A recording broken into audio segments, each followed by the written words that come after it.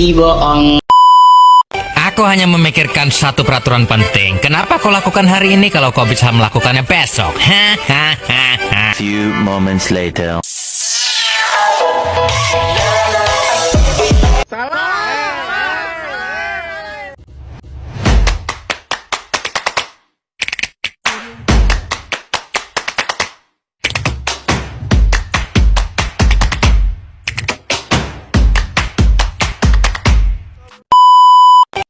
Perubahan Undang-Undang Dasar Negara Republik Indonesia tahun 1945.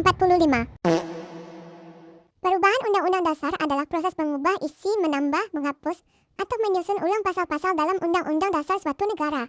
Di Indonesia, perubahan Undang-Undang Dasar dilakukan untuk menyesuaikan dengan kebutuhan dan dinamika kehidupan berbangsa dan bernegara. Latar belakang perubahan Undang-Undang Dasar 1945. Perubahan Undang-Undang Dasar 1945 dilakukan karena beberapa alasan penting. Undang-Undang Dasar 1945 terlalu singkat dan memberikan kekuasaan besar kepada Presiden. Belum adanya sistem check and balance yang efektif antar lembaga negara. Krisis politik dan ekonomi tahun 1998 menyebabkan tuntutan reformasi. Tuntutan demokratisasi dan perlindungan HAM. Kebutuhan penguatan kedaulatan rakyat dan supremasi hukum. Proses perubahan Undang-Undang Dasar 1945. Perubahan dilakukan oleh Majelis Permusyawaratan Rakyat atau MPR melalui sidang tahunan. Jumlah perubahan 4 kali dilakukan antara tahun 1999 sampai 2002.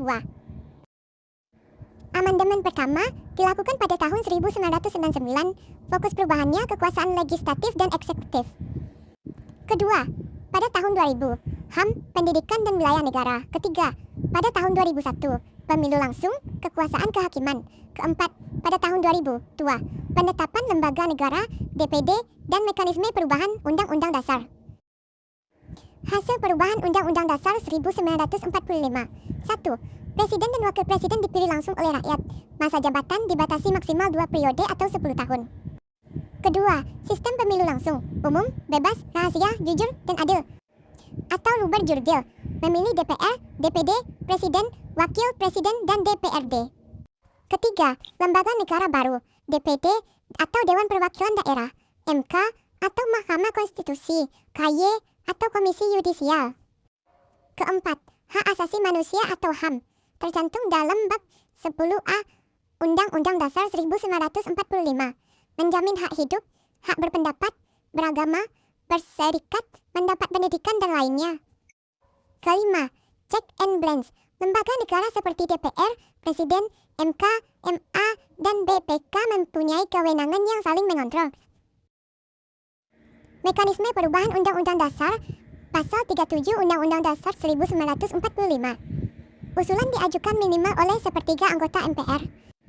Sidang dihadiri minimal 2/3 anggota MPR. Disetujui oleh 50% tambah 1 anggota MPR.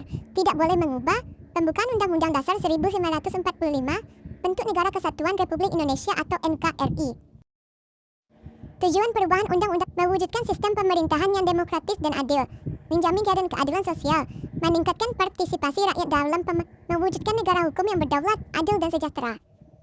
Perubahan Undang-Undang Dasar 1945 merupakan bagian proses reformasi di Indonesia untuk memperkuat sistem demokrasi, menjamin hak warga negara, menyesuaikan dengan kebutuhan zaman. Kini, Undang 1945 telah menjadi landasan hukum yang lebih lengkap dan demokratis. Boom shakalaka, boom shakalaka, boom shakalaka,